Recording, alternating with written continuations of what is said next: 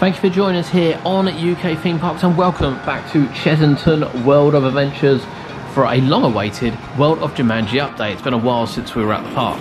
Now the first thing you'll notice here is the sign is being erected at the moment over the top and it looks amazing. It really does look spectacular. In this video you will see more testing of the rides. Both the flat rides you'll see testing throughout the video, as well as an oversight of the area as it stands now. We're less than a month before it opens and there's a lot going on site. There's a lot of planting going on, there's a lot of finishing touches going on. However, a lot has happened since we were last here, including the installation of pretty much all the queue lines, a lot of the groundwork around the rides, obviously testing, as well as some finishing touches which are in place. Now then, as you'll see over the back there, Mamba Strike is one of the first things we looked at.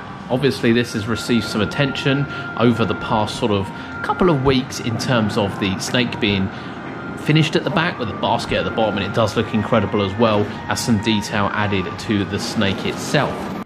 We'll get a full view in a minute of it going, but as you can see, this over shoulder the restraint SBF ride, typically known as Miami, they call it a dancer, will open with the area on May the 15th, and yeah, it looks spectacular. It really does look nice, and here's it in full motion as well. It's got some pace to it. Don't let you think that this is just going to be a children's ride. In fact, the rides in this area generally are quite boisterous, the two flat rides, this and the jumping frogs, but it's definitely got some pace to it and it's in full motion. Love the red is really vibrant. And here is Ostrich Stampede as well. The queue line for this is now pretty much in place, including all the floor works done. Last time we saw it, it was all mud, and as you can see, sort of trees and foliage are definitely now shining across the area, which, you know, last time we were here they weren't doing it.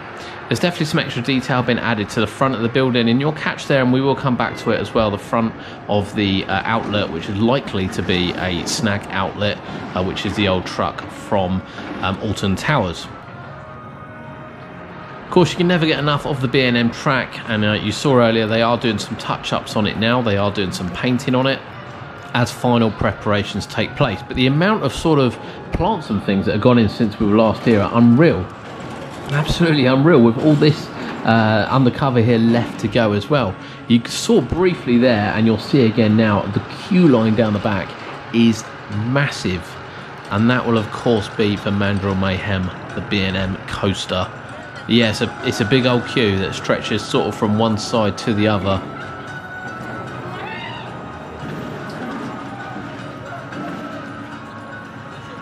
But that's certainly what we believe it to be. That's what we believe the queue to be. But it kind of starts in the middle over the back there and then heads around the side. And of course there's the outlet building, complete with the scratch marks as well, which have been added. And of course the side of the sort of little village area which they've got down at the bottom.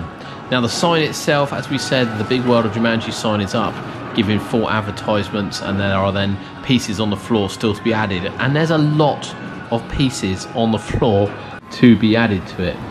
The board as you go in, which we suspect will be some kind of map, it also has had some finishing touches put on. No final design in the middle yet, but yeah, definitely nearly ready to go. And as you can see here, the back of the Mamba Strike looks incredible. It's a bit of a shame from the queue line you won't see any of the ride whatsoever, which is a real shame. And you kind of see the back end there of the fascia as well. I don't know whether that's yet to be finished off or whether you'll see that from the back. Only time will tell on that. And here's the detail that's been added to the ride itself, which is testing quite a lot at the moment. Now we'll head over now to Ostrich Stampede and we'll show you the ride in motion. Now again, anyone that's been on a jumping frog style ride, as they like to call it, Jump and Smile, will know that these are quite boisterous rides. Obviously Chessington have gone for an over-the-shoulder restraint one, which makes sense. It's great to see it have 3 individual seats though. The capacity on this is actually going to be really good, with the queue line at the top here for it actually not being that long, to be honest with you. Now throughout this video, and we will post another video of this, it does go into sort of different cycles. And if you ride one of these on the fairground, you'll notice it stops sort of bouncing for a little bit and then kind of prepares and goes into different modes from there. this is very seamless in between capabilities in which it can do. Whether or not it does all these, it remains to be seen, to be honest with you. If this is the right program, though, I think it would make people a lot very happy indeed.